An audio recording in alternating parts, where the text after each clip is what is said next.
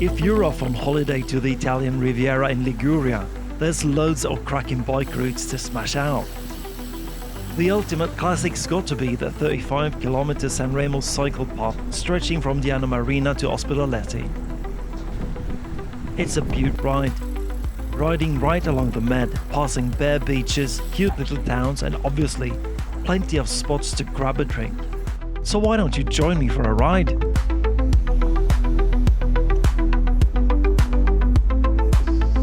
This is summer of 2024, baby.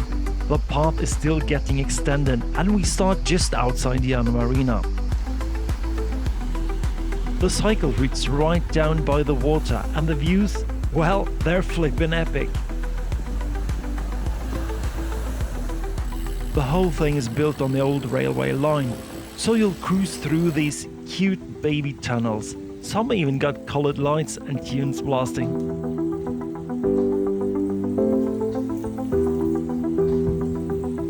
First stop Oneglia. Now this is where I've got a place, so we're definitely popping into town. We'll whiz through the piazza, down to the harbour where you'll find a bunch of restaurants, perfect for lunch or dinner. Behind them, there's a wicked little food and clothing market every Wednesday and Saturday morning. The bike path ain't done everywhere though, so between Oneglia and Porto Maurizio you'll have to ride on the main road.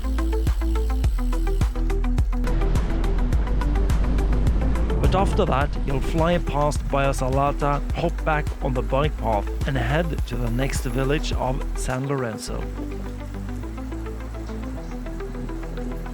When you're leaving the towns, go ahead and pick up the speed, as the road is smooth as silk.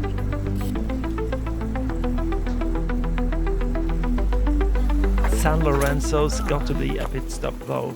It's the fam's fave beach. Ideal spot for lunch too.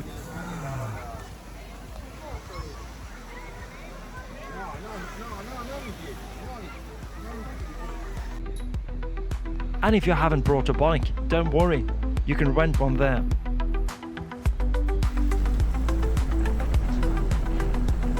The ride carries on past another lush village, San Stefano.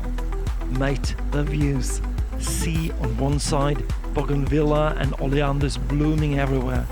No wonder they call this the Flower Riviera, eh? It's a Sunday, so the place is buzzing with cyclists, families, roadies, the works. And check out that bar.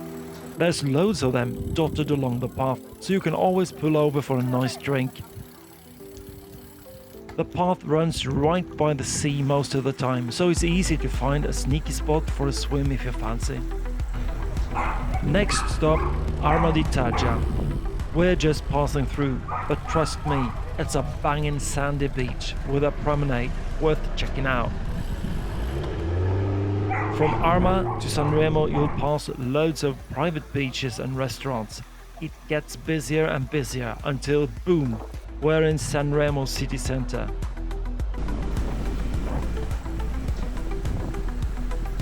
The bike path cuts right through the middle of town, but I'm taking a detour to show you the station and the Sunday market.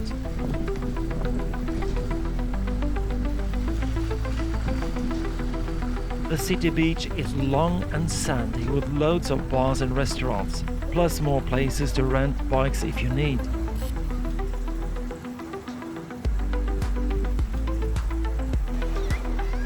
We're cycling alongside the main road by the sea, named after some emperor geezer, Marcus Aurelius. It's usually rammed with traffic, so thank God we're not stuck in that mess.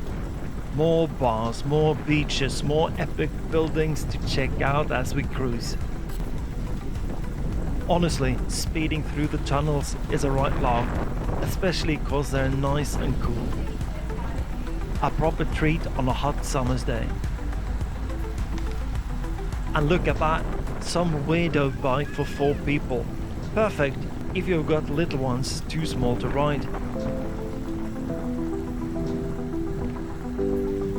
Now we're hitting the last long tunnel before Ospedaletti.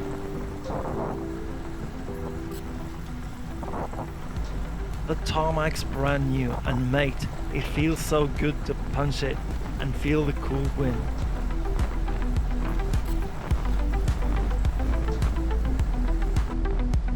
Once we're on the other side, we're nearly there. A couple of stunning little spots by the sea and boom, we've made it. This is the life. Ospedaletti's got a pebble beach that remind you of Nice. And on Sunday the promenade's buzzing with market stalls. Lovely place for a Sunday outing. Strava clocked this ride at 35 kilometers, and since it's pancake flat, it's perfect for everyone, no matter your skill level.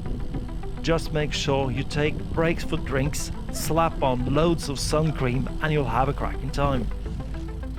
Me, I usually hit the mountains more than the coast.